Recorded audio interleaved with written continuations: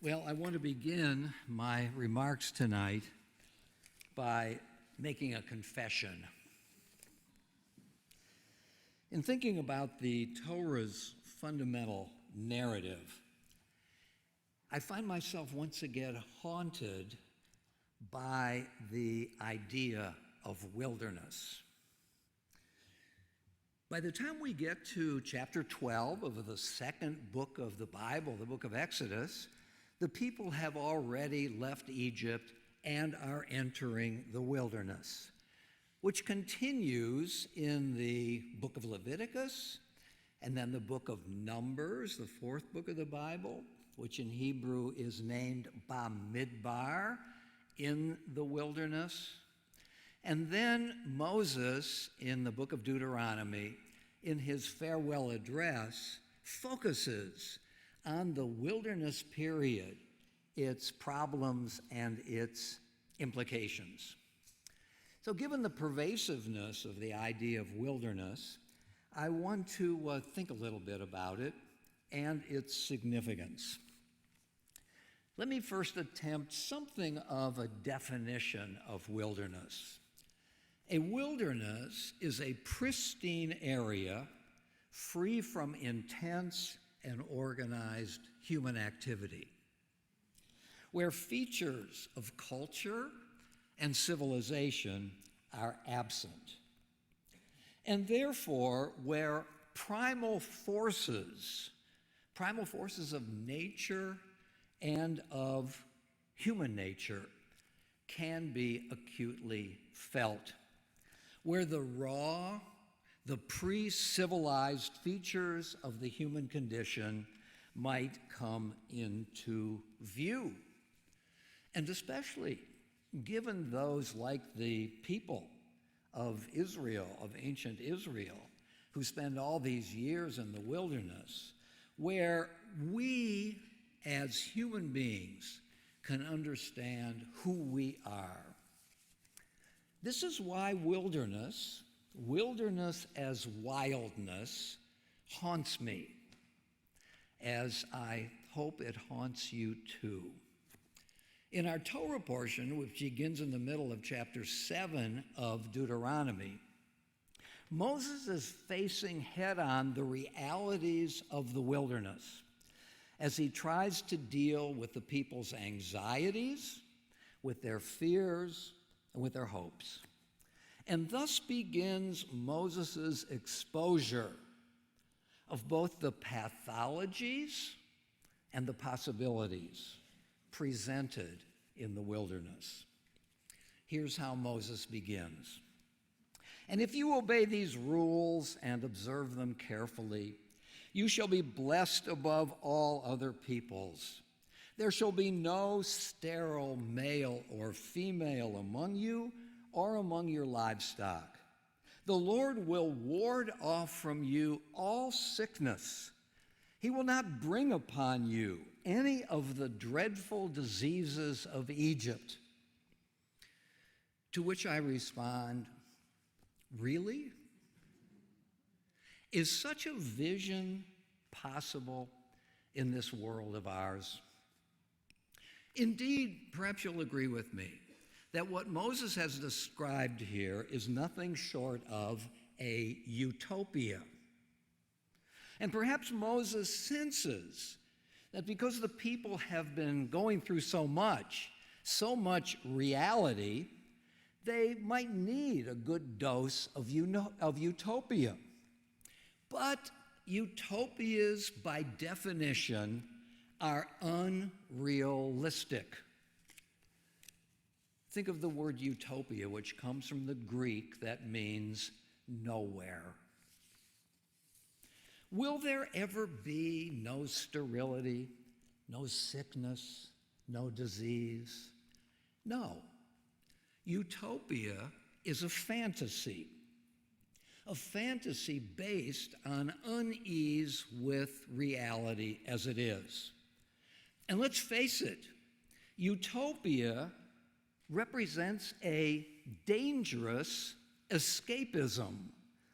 Dangerous because utopian visions can only lead to disappointment and despair. And therefore, people might lash out at the failure of leaders who promote utopias. But in the wilderness, and the wilderness of the soul, when life is scary, when things are not going well for us, we sometimes revert to fantasy, to a dream world, in order to avoid the hard work of analysis and the proposing of realistic solutions. And then we might mock those who are more sober-minded. Another feature of our Torah portion involves two additional fantasies: the raw desire for revenge on those who believe they have hurt us, and the turn to religion to support and justify the hot passion of revenge. Here are both fantasies combined. I'm quoting from chapter 7 again of Deuteronomy. You shall destroy all the peoples that the Lord your God delivers to you, showing them no pity. And you shall not worship their gods, for that would be a snare to you. The Lord your God will send a plague against them until those who are left in hiding perish before you. Do not stand in dread of them, for the Lord your God is in your midst, a great and fearsome God. What do we have here? The celebration of vengeance. Vengeance supported by religion. And vengeance supported, even initiated by, the leader. At this point, the Torah is taking us into dangerous territory, because the leader in Moses' story is none other than God, who says, you shall destroy all the peoples that the Lord your God delivers to you. Now for me, and perhaps you won't agree with this passage is describing not the God of authentic religion, but the imagined God of a people's debased desires. And so I want to suggest to you that the Bible, in these chapters of our Torah portion, is exposing 4 dangerous fantasies of the wilderness, in the wilderness of human corruption. The fantasy of a utopia, which has never happened and never will. The fantasy of vengeance, which threatens to deliver chaos upon the world. The fantasy of a religion supporting such revenge. And finally, the fantasy of worshiping, of absolutizing the leader, which threatens authoritarianism. So what are we to do about all of this? And what does the Bible do about everything it has just articulated? Here is a sobering answer by a British philosopher, John Gray, about just destructive fantasies like this, which have a grip on so many of us. Here's what John Gray says. You cannot dispel a fantasy simply by demonstrating that it is a fantasy. The human mind is programmed for survival and not for truth. So, it is primarily not through reason that we can debunk these fantasies. It is only through a radical paradigm shift, turning things upside down, that these nightmarish visions can be subdued. Abraham Lincoln suggested such a reversal while musing about the destructiveness of humans' passions. What matters, Lincoln said, is not whether God is on our side, but whether we are on God's side. And this radical reversal is what our Torah portion right along provides in its exposure of these ugly fantasies, its exposure of them by articulating them so dramatically and so absolutely. So I want to suggest how the Torah in this very portion also deals with the antidote to these fantasies. Here's the first plank of the portion's positive vision, and I quote, "You shall faithfully observe all the commandments that I enjoin upon you today, that you may thrive." Law, the foundation of an orderly, purposeful, and thriving society. Law, which puts a brake on the crooked timber of humanity, about which Immanuel Kant said, "From the crooked timber from which human beings are made, nothing straight can ever be made."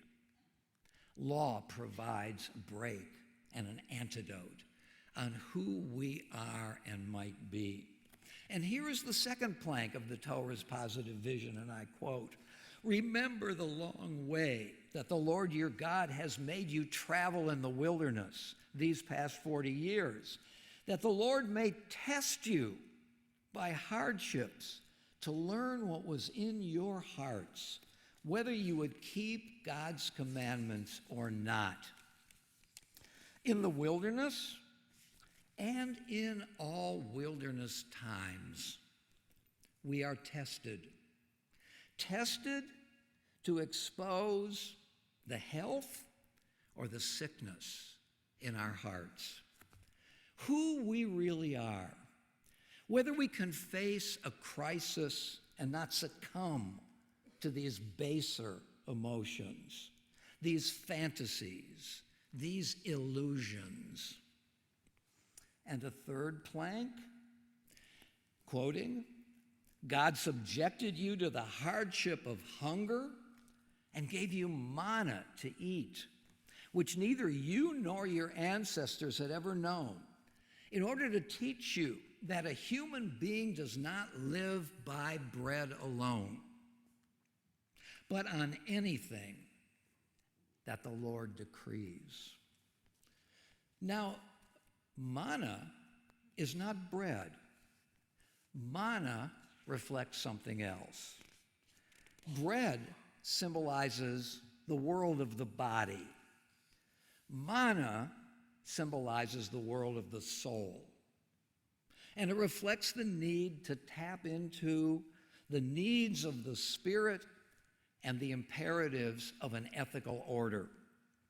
Manna signals the reality of another source, a source of values beyond my passions and beyond my proclivity to be zealous and to create absolutes through passion.